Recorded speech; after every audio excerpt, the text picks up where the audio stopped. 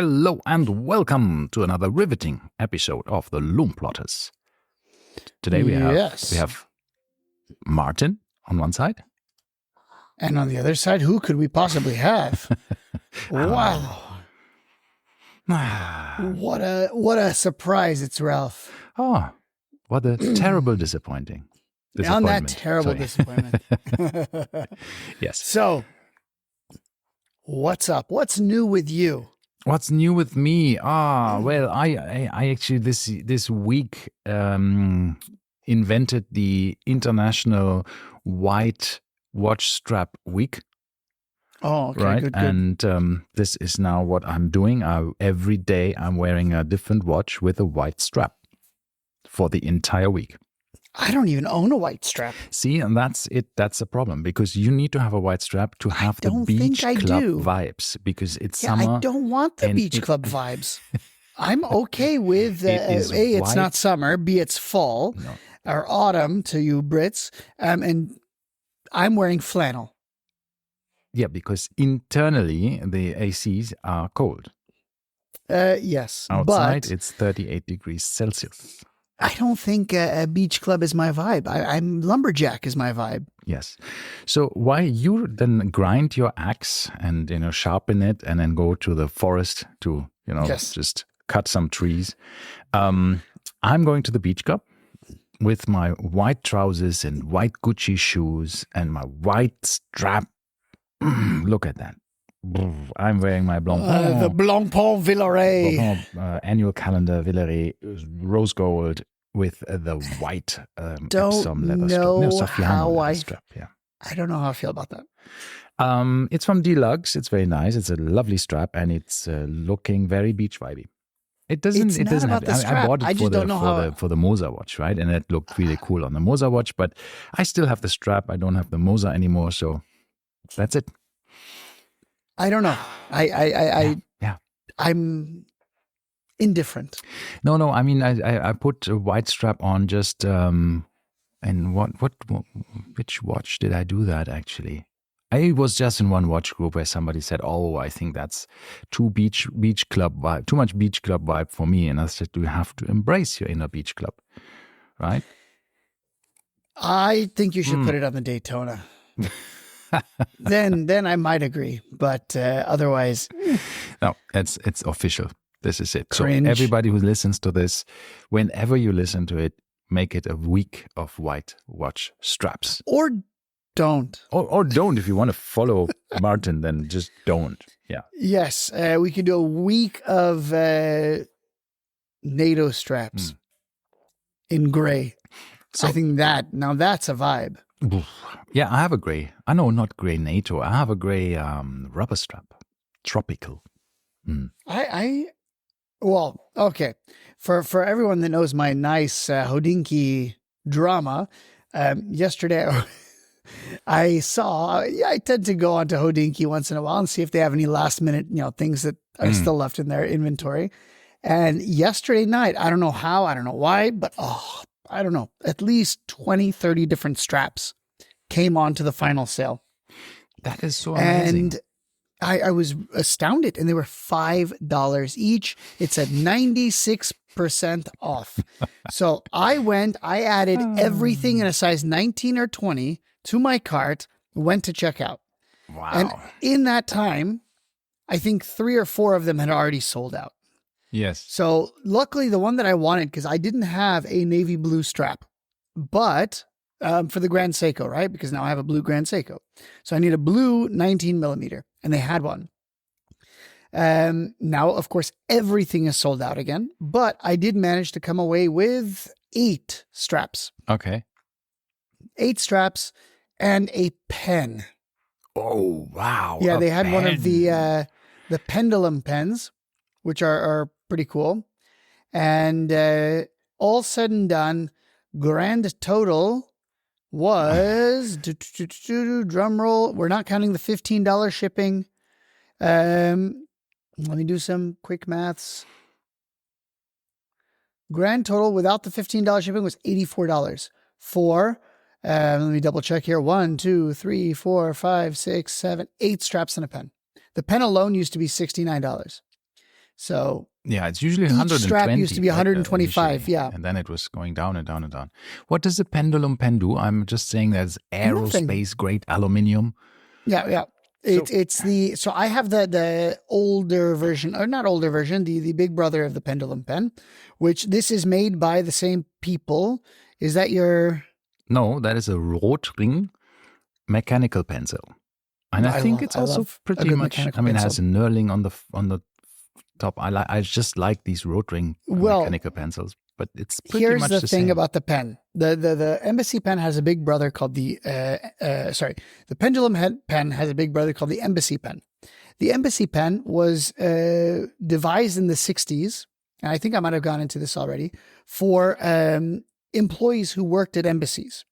Essentially, embassies have a very strict no weapons policy, right? Mm-hmm. But the one thing they could always bring in would be a pen.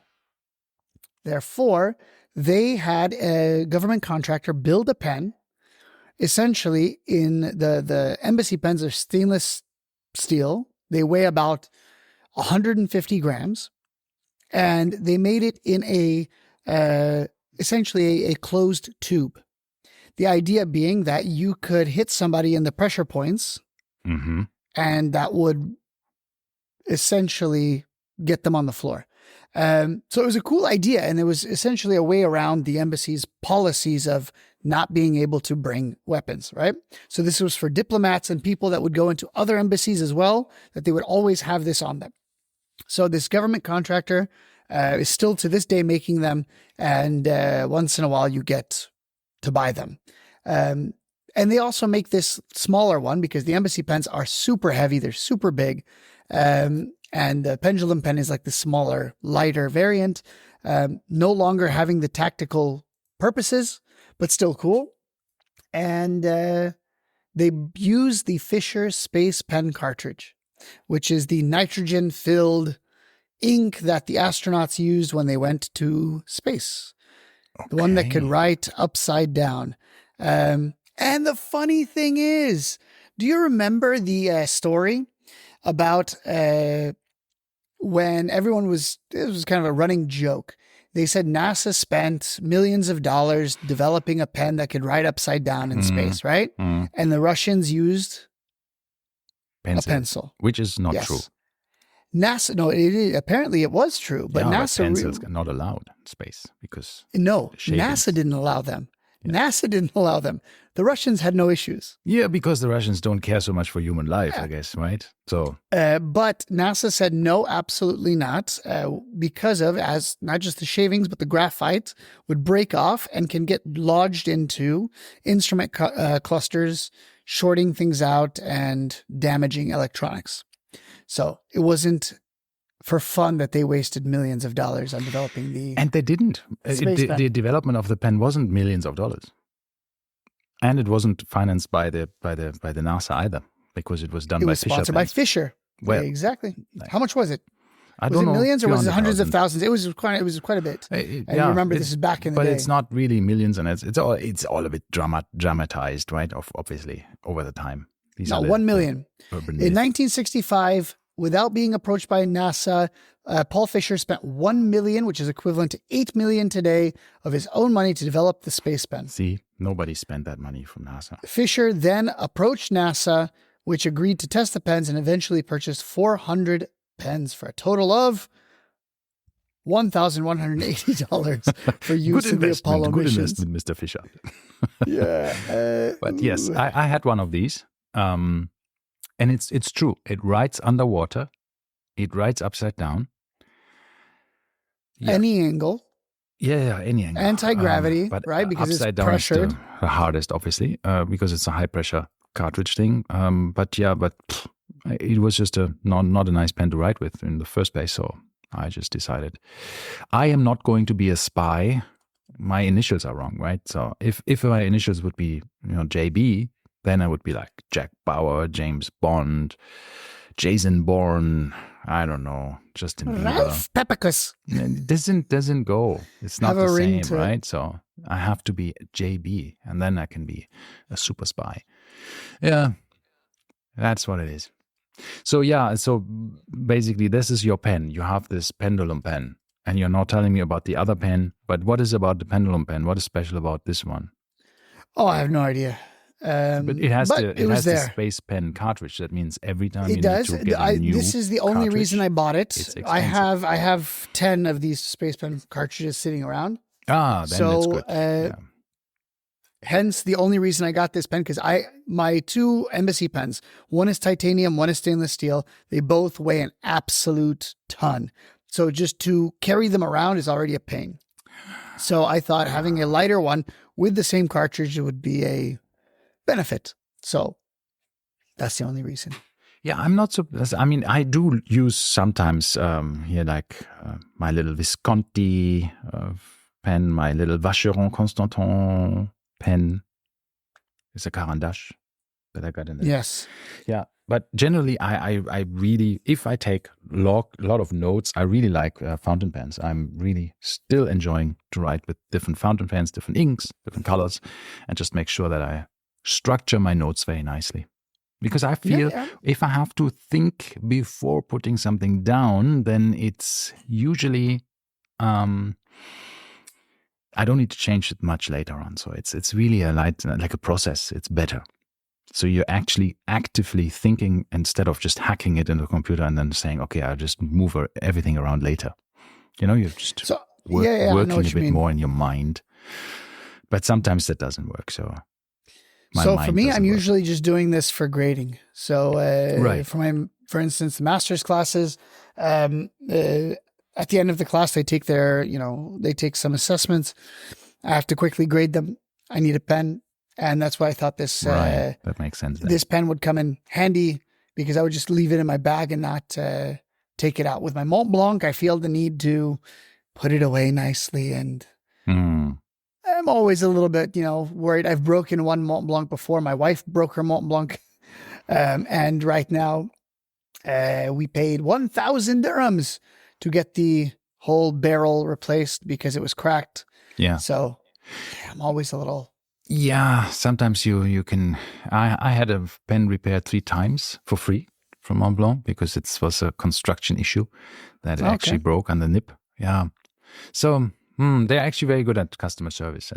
No, they are. Back in Germany, so I don't know. This was my wife's is a limited edition one that was made, I think, I don't know, like 5 years ago, maybe. It was one of these limited edition, like kind of one run things. Yeah. And it was a white pen with blue, like royal blue sailor stripes on it. All right. So it was a really cool one, and it was supposed to be, and my wife loves like the white with the sailor striped shirts and things like this. So I thought it was one pen that was actually quite feminine, right? So I liked it for that reason. I found it at the Rivoli outlet for 1,200 dirhams. So it was an absolute bargain. It was, I think, 60% off because it was quite expensive at the very beginning. These limited editions are... it came with a matching notepad, which we still have. And then, so 1,200 for the pen and 1,000 to replace just the barrel. That sucks. So, what to do? Sucks. But they told me that they would have parts for it indefinitely. See, that's a nice thing about it. And I think this is when you actually have a nice pen and you focus on not having like we often go a bit overboard and you have too many pens. But if you have one nice pen and with this pen you sign, let's say, really important work contracts or the mortgage of your house or the purchase contract or any love letters and important correspondence, and you write this all with one pen, then you have these kind of memories in that pen or you associate it with this pen. Same as we do with watches sometimes, right? When we think like, oh, this is the watch I wore during a specific vacation and it was really amazing.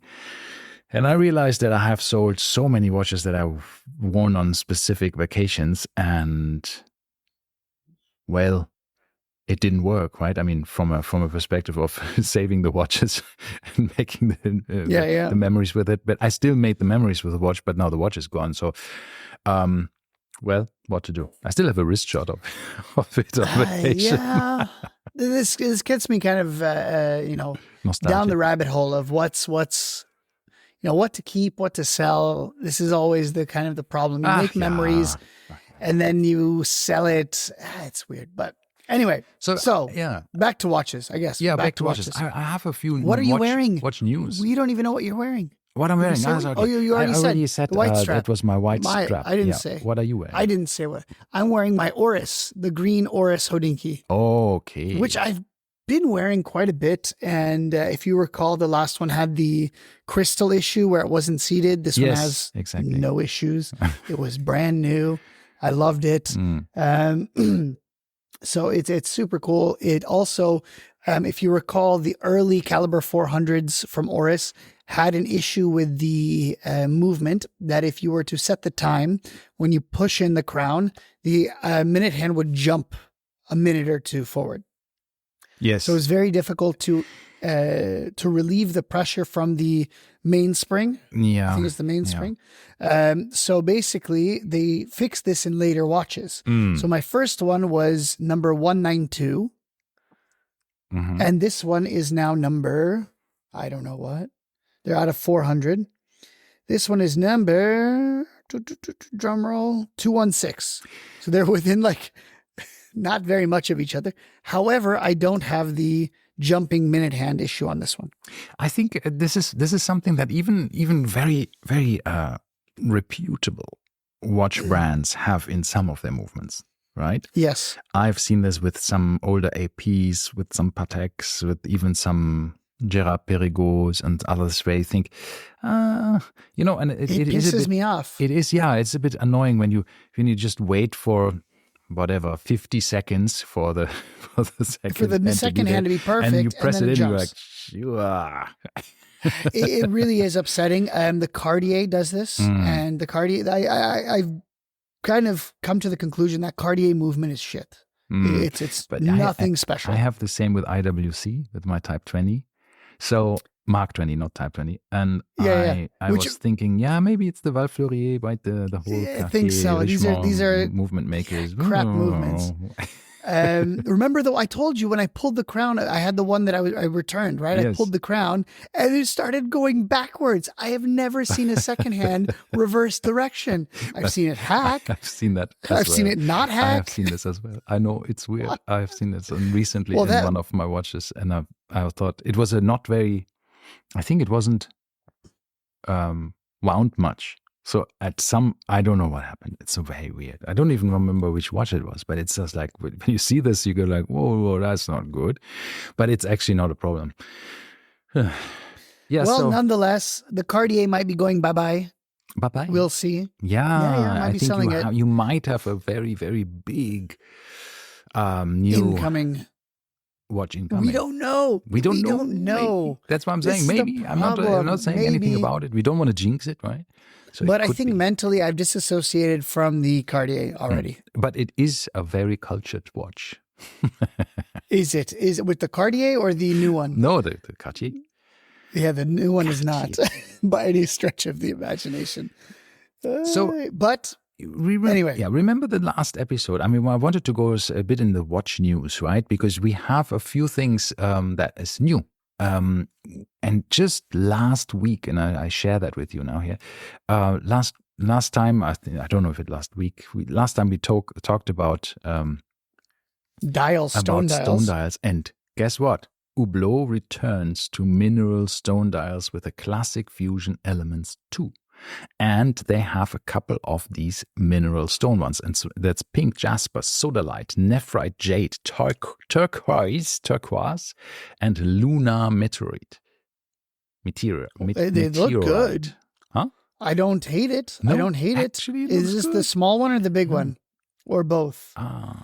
Because if this is a 37 millimeter, no date. There's no date. There's no date, because in the stone dials it's very hard to cut these little things. Yeah, which I love. Probably destroy half of the dials. Well, what's it called? Does it? Rolex does it, right? Yes. They do. They have even dates. A date and a date. Even. Exactly. Sometimes. So that's okay. It's a 42 millimeter. Oh, they didn't do the small one. No, 42 millimeters and 10 millimeter thick. So that's pretty thin. Yeah. That's nice. But 42 it is, but it's a big one. But on the other hand, they have this, it's a small dial relatively. You have this bezel around it, and then also this kind of a cushion case, this round cushion case. So it does wear a bit smaller, I think, most of them. Yep. Yeah. And you have this very, very good Sellita SW300 in it. Jesus. With 42 hours of power reserve, and it's only $25,000. $1,500, but they only have 10 pieces each. So, yeah, but still, for a Sellita movement, are you kidding me? But it seems that it's exclusive with the Hourglass in Singapore and Southeast Asia, so Malaysia, Thailand, and Vietnam. So let's see. But man, that is cool. An ugly movement. Yeah. And then we have something else which I wanted to highlight, which I was not aware of, is that we have another thinnest mechanical watch in the world. And it comes from somebody which I would have never expected to make a thinnest Constant watch of the world. Yeah, Constant and Chaikin. It was always like these powerhouses like Bulgari and Piaget and also Richard Mille. But they didn't really win. We don't care about Richard Mille because they didn't include the winding. The winding mechanism, yeah, correct. Yeah. But, like even Piaget putting a tourbillon in a 2 millimeter thin watch. It's just incredible. But Constant and Chaikin has done, 1.75 millimeters was the last record. RM, the RM with the Ferrari, which now it's so stupid. Then was Bulgari with 1.7 millimeters. That was the one with the QR code on the barrel. And then now Constant Chaikin made it, and I think it's a really cool name. It's the Thin King. But this one looks good. Thinking. It looks good. I like it. Cool. I have no complaints about this smiley face on it, and he made it in 1.65 millimeters. The entire watch. It's just crazy. But you look at it; it's a watch. It doesn't look like something abnormal. It looks like a watch. You don't see the movement through the dial. It's very cleanly executed, and I like it. Yeah, but they said here at the moment it still requires an additional movement module called the palanquing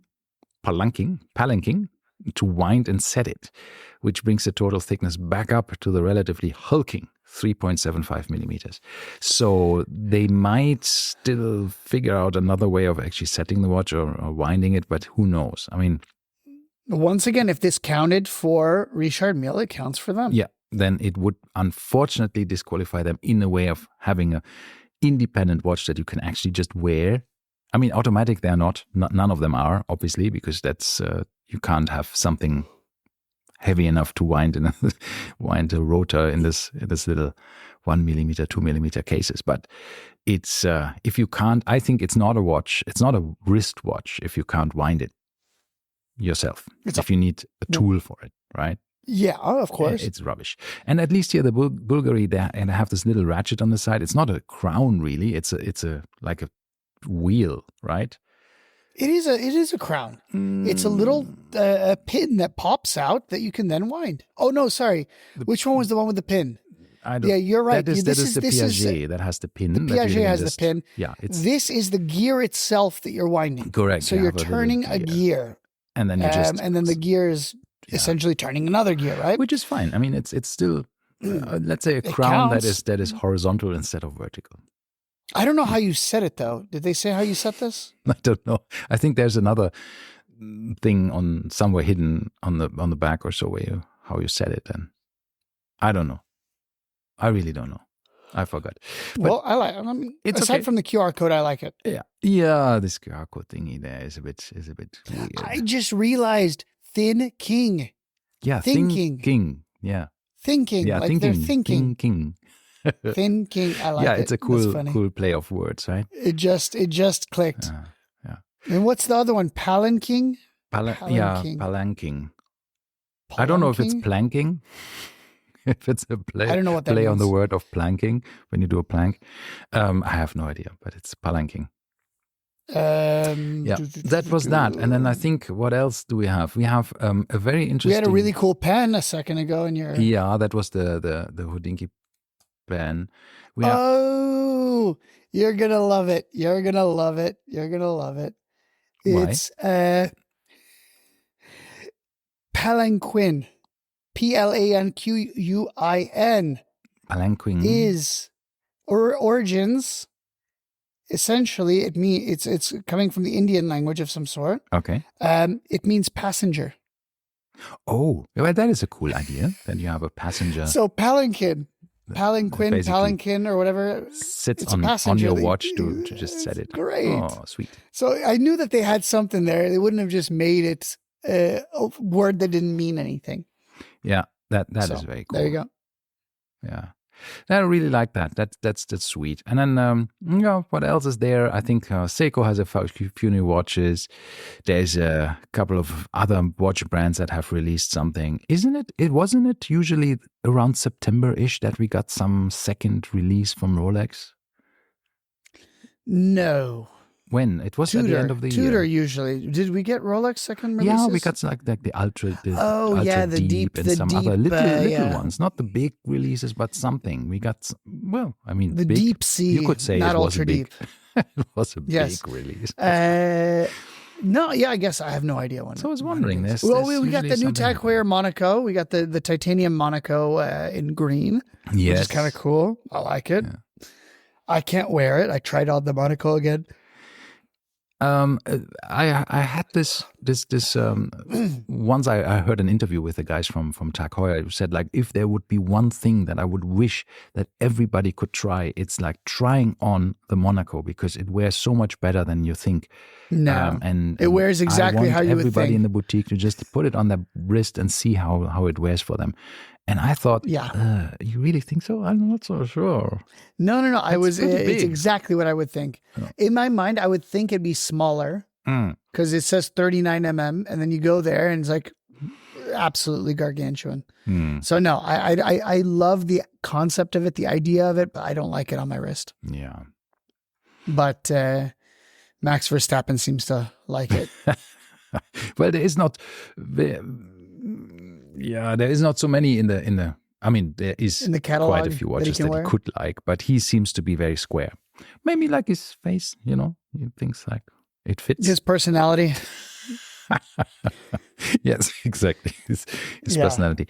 So I made in a couple of episodes before, many episodes, I made fun of Venezianico, of being a bit of a weird watch company. But I must admit that they have recently started to release some really nice watches that are actually quite interesting. Integrated bracelet watches like the Arsenale, like this one here, which is a very, very Parmigiani Fleurier-ish to me. Right. So the dial is copied for Parmigiani Fleurier, and the bracelet is copied from the Nautilus. Or the 12-ish, the Christopher Ward one. Christopher Ward 12. And then the bezel again is from Parmigiani. Yeah, it's right, but it's looking quite okay. No, it's not. Guys, don't listen to him. No, it looks like crap. Looks quite nice. They have this whole thing on their. I don't know if you're being sponsored by them or something, but they. Yes. You know when you see a company and they put as mentioned in GQ, as mentioned in Forbes, as mentioned in, and they have all these Filippo Loretti, just a bit, a bit higher. This is exactly what it is. Yeah. This is literally like D1 Milano or whatever it is. Yeah, it's just these watches are also made in. They say Venezianico, but they're not actually based in Venice. They are based in the state of Venice, but not in the city of Venice.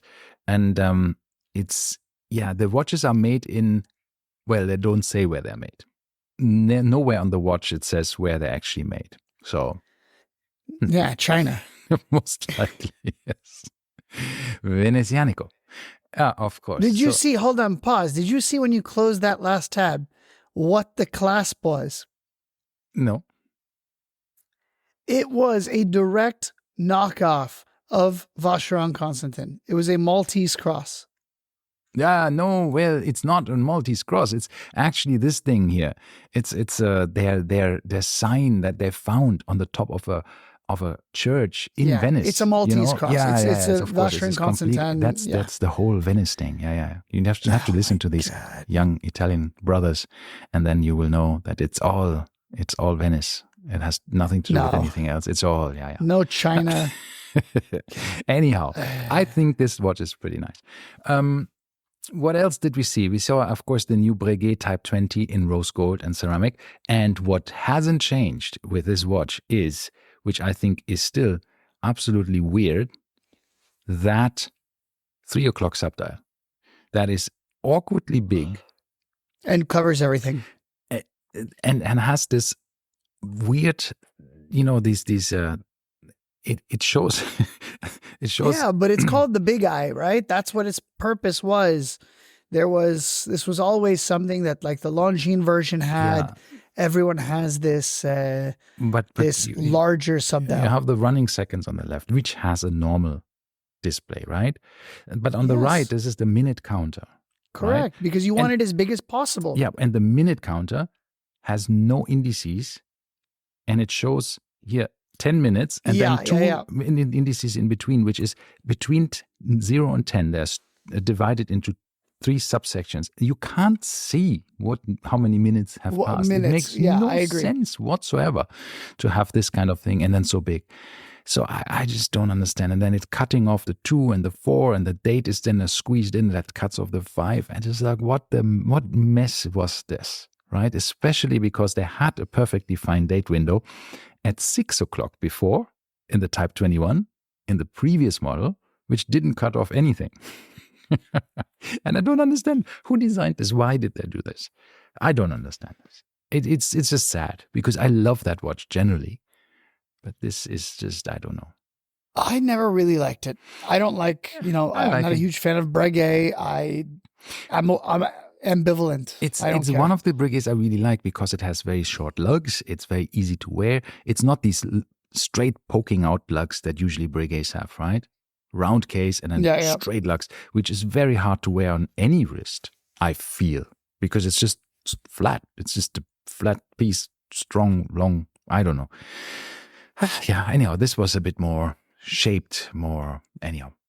That was that. And then what else do we have? I think these are the biggest new releases. New King Seikos, right? We have a few new of them. Did you see the Alpina Heritage?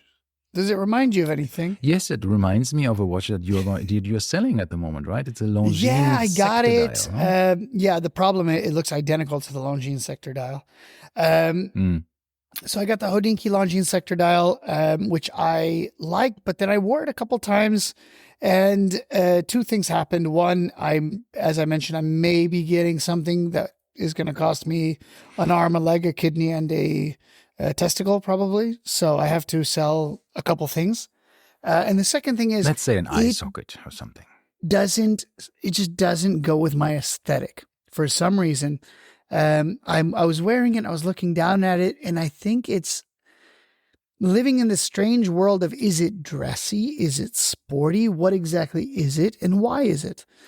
And that's kind of the one thing that I didn't like about it. I like the original Longines sector dial one with a, I think it was light blue or gray. I think the sector dial. Same color. The color didn't change. Really? I thought it was. It came on a light blue strap. Or gray strap, That's where the blue was. But no, it's the same dial, silver dial. The only thing Hodinkee did was remove the numerals. Okay. And they gave it a chronometer certification. And they did one more thing. Oh, yeah, they removed the crosshairs. Right, yes. But otherwise, it's the exact same. They put on a bracelet. So the blue that you're thinking of is the blued hands and the blue strap. Yeah, I tried it on once or twice, but then never really. It wasn't as falling in love as I thought I would. There's the Hodinkee one right there, in the middle of your page right there. Yeah. 3. Yeah. One more. This one? No. That's not one. No. Close it again. Here. To the left. To the left. Yeah. There you go. That's the Hodinkee. And it says Longines chronometer, which I like. I like that it says that. It's cool, but it is a big watch. It's not a small watch. So it says 38.5 millimeters, but then when you actually put it on, the lugs are huge. I think they're 48 almost. You can see and it doesn't wear like it should. I feel like this should be a 36 millimeter watch. Mm. Yeah. But what to do? After all, sector dials used to be pilots' watches. And what's ironic here is that Longines and Omega both made a sector dial back in the 60s. And the Longines one was 33 or 34 mm. Right. But the one that Omega made, which was they both looked identical in every way, used the same movement, everything. The Omega one was 38 mm back in 1960. Oh. Okay. And they said it was because it was a pilot's watch. Yeah. So it was super cool. So I guess it's true to that, but it's still, I don't know what it's trying to do. Yeah, I like it. You're selling it if somebody wants it, you're selling it. Yeah. I'm selling it for cheap. I bought it for cheap. I'm not looking for a profit. I'm just trying to, basically. So if anybody's interested, I bought it for, I think, 6,400 dirhams, and anyone, the first one to give me 6K can take it, essentially, is where we're at. Okay. So if anybody's interested, it's in absolute fantastic condition. Yes. Basically, it's brand new. And it's got it's what, out of 500 limited, right? So I think it's number 235 or something. Right. So very, very lucky number. Very lucky number. So I have a small axe to grind with Tudor, because I recently just realized of how weird some people reacted to. I disagree. Yeah. I disagree entirely. Why? So if you're launching a watch and you're saying, "Ooh, this is a very limited watch that will be produced in microscopically small quantities. It will be super hard to get, and you cannot. I mean, really, it is absolutely scarce and rare, and you cannot find it anywhere." And we call it the Porky. It's the pink Black Bay Chrono, and it will be so absolutely exclusive, you have no idea. And then 4 months or 5 months down the line, you're saying like, just kidding. Nah, we changed our mind. You can buy it everywhere and it's fine now. La. No, I think it's totally fine. Weird. First and foremost, I have this issue with Rolex watches generally, right? You think, oh, well, I should buy this Rolex right now because it's so rare, it's so hard to find. So for instance, let's say a gracious stranger comes out and says to me, you can choose one Rolex and you can buy whatever you want. And you have to choose one, but then you have to buy the watch, right? And most likely you're not going to sell that watch because someone allowed you to buy it on their account. Yeah. So in this case, do you choose something where you know that you could flip it or could make an absolute killing on, let's say a Daytona, for instance? Yeah. Or do you choose something that you actually like that might not be worth as much? Right? And this is the big thing. That's a very good question. You should buy things based on what you want and what you like, and not because other people told you they were worth a lot. Totally agree with you. You should. I mean, if this is one of the things that I had that I had in the past when somebody said, "Hey, I can get you some kind of Rolex watch, and which one do you want?" And basically, I would have probably taken one that is not the hard to get one, because it would be the one that I actually wanted to wear. Exactly. So, and that's then when you think, and nowadays, I mean, look, when you go and say like, okay, it's an Explorer 1, Explorer 2, or it's a Submariner, these are all very easy to get nowadays, or relatively easy to get. We need to go into the Submariner numbers. Yes, as well. because we'll go do that in a moment. Because development. Let's set the. We'll do that in a moment. moment. Okay, fine. There is a new book that came to market. Which, you want to finish your thought before we go to the market and the idea? Or are you done? The book? Yeah, no. I mean, I'm basically done with the Tudor stuff. I'm just saying that this is Tudor. Tudor telling you, just don't believe the hype anymore from us. Yes, and I think it's totally cool. And screw everyone that bought it for 40, 50, 60,000 dirhams. They can go stand straight in line and don't believe the hype anymore from us. So I don't care. So this new book, I just wanted to say the basic. Why is it special, Why Ralph? is it special? Why is it because special? it is officially acknowledged, or actually Rolex even book. Yeah, it is. It's not from Rolex, but it's officially endorsed by Rolex. I don't know exactly what this is. They say that it's an official Rolex book. Who said that? Rolex. It's on their website. It's endorsed. The book is on their website. Yeah. And is it on the Rolex website? I haven't seen that there. Yeah. But what is the absolute crazy thing is that it mentions very detailed the production numbers of a specific model, the Submariner. Not the newer versions, but the older versions. So, by the way, it's called an Oyster Perpetual Submariner, the watch that unlocked the deep, written by Nicholas Fawkes, and it does say both Rolex and the publisher, which is Wallpaper, on the title. And they call it an authorized history of the Submariner. That is correct. It is authorized by Rolex, but it's not a Rolex book. I mean, not from Rolex. It's from No. Nick But Fawkes. I think Rolex had their hand in it. They have supplied certain information to Nick Fawkes, yeah. So exactly. So I think that they were involved in the making of this book. But nonetheless, as you said, I don't know. There are, for the first time ever, publication numbers. Yeah. And as we said, we did say that Submariners, as you said, are easily available, right? Or becoming easily available. But what's funny is it's usually the no-date subs that are the ones that are easily available. The sub.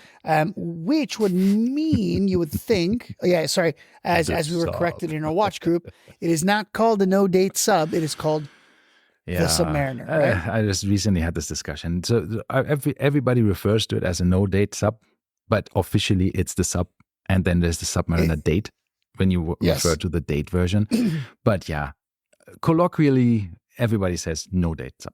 But yes. Yeah, exactly. So the fun thing here is they gave us some production numbers of this, which we never knew.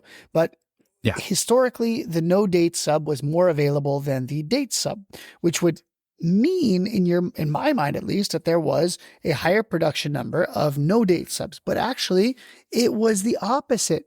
They made over 4 times as many date Submariners as they did no-date Submariners. Mm-hmm. And this was during the first ceramic era, the first ceramic iteration.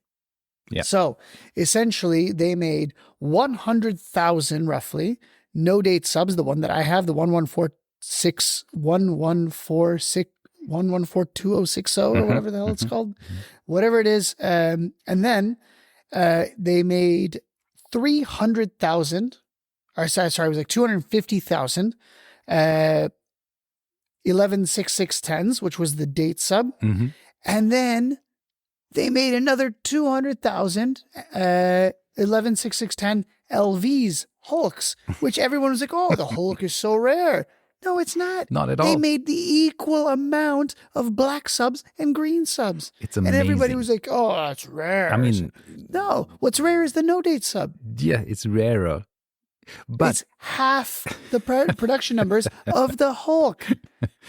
And it's yet, ridiculous. The demand is different.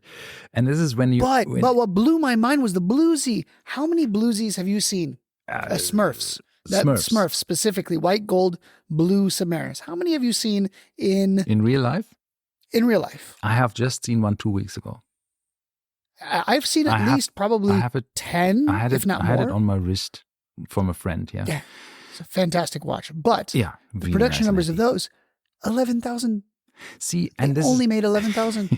And we think, oh my God, 11,000, rare.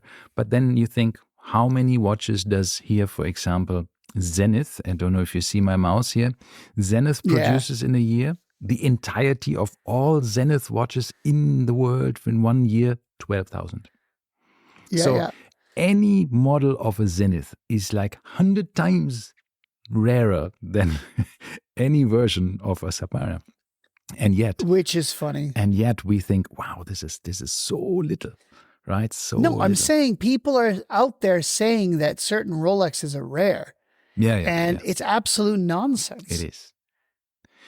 It is, because on the other hand, I mean, you never know how many of them are still in circulation, but we can assume, I think, what is usually for a very solidly made watch like a Rolex, some get missing, some fall overboard while boating or diving, who knows.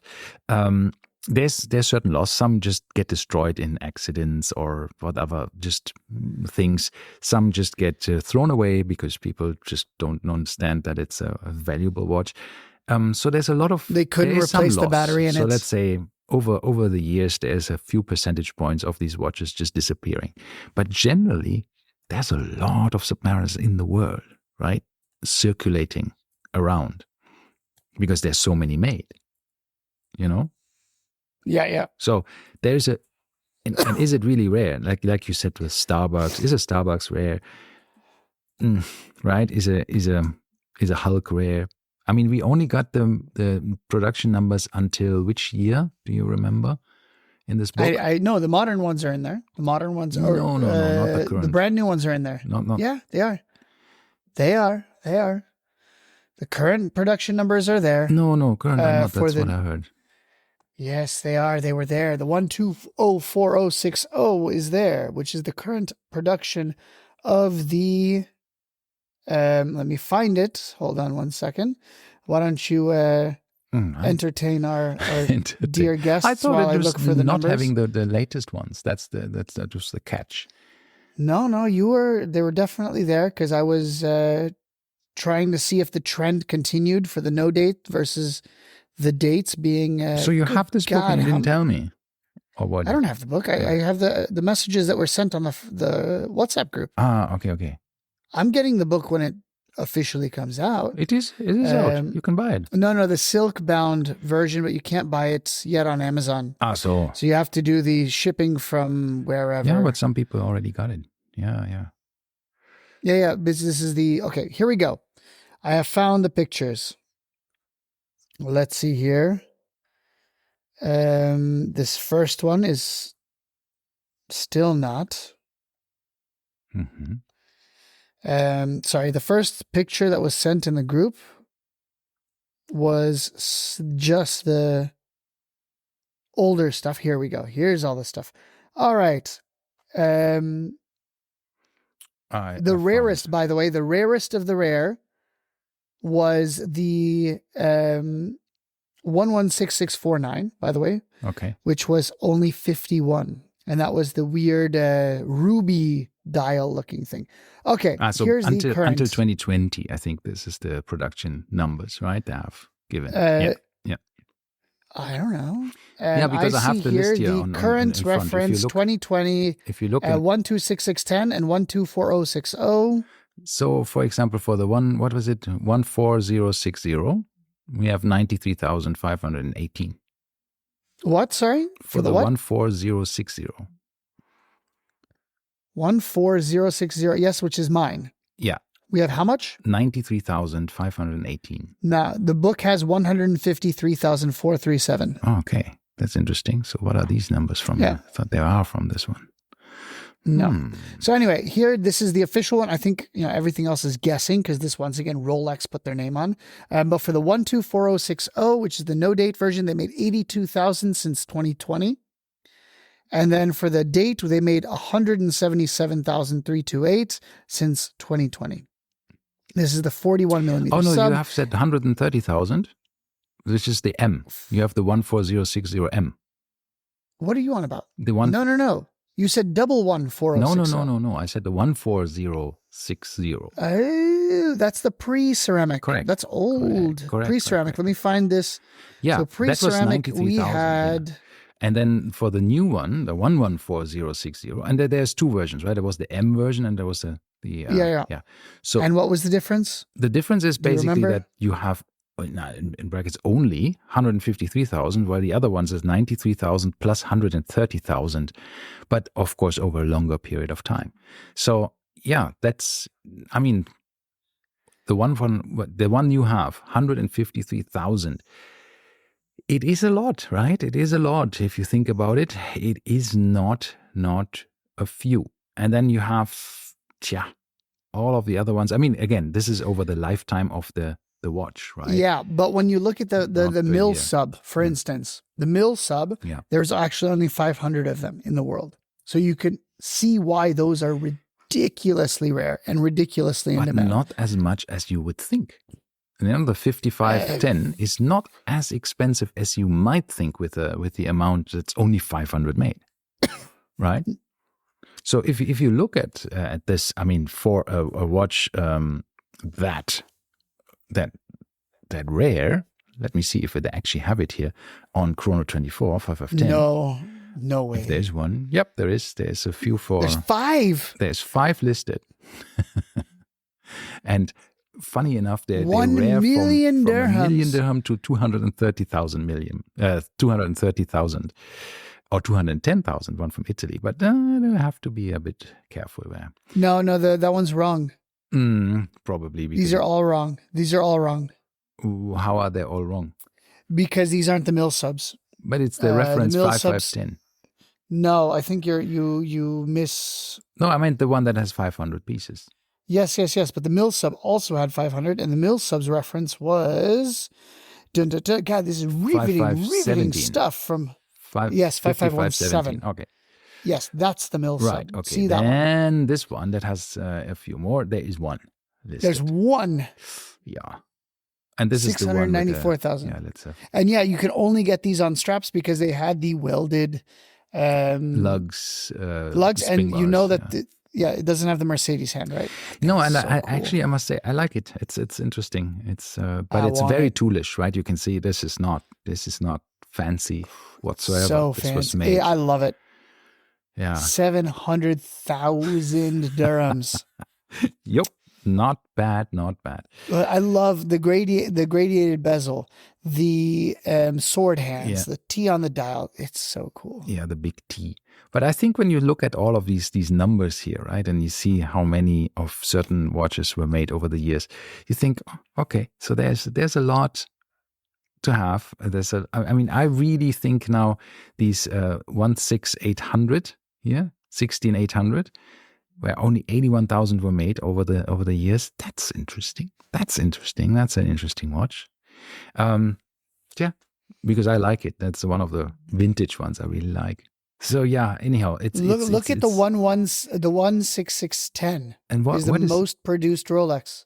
And what is this one here? Where only 51 were made. That was the ruby dial. 9 EMBR. What is EMBR, the one that had these rubies, the red rubies on the dial. Yes. Oh, I heard about it. So it was white gold with these ridiculously, they're ruby set bezel, and it has a diamond set. What's it called? Bracelet and everything. It's ridiculous. If I could remember the number, 116649 EMBR. 49 EMBR. 49 EMBR. Let me see if there is anyone. No, there is 0 none available. Yeah, I don't think anyone's selling these. 51. This is not something that you can just walk into the store and buy, I think. The one on the right, that one. No, the one on the right, the opposite right. Your other right. This one? That one, yes. I think it's the same. I will put a picture of this one up on the, what's it called? No, the other one had a silver dial. Oh, okay. This has a black, the black dial with the red is black and red. All the way to the left. Yeah. Ladies and gentlemen, I will put up a picture for you. This one. That one. It's nuts. All ruby and diamond set bezel. And it actually has ruby and diamond indices. Diamonds on the center links?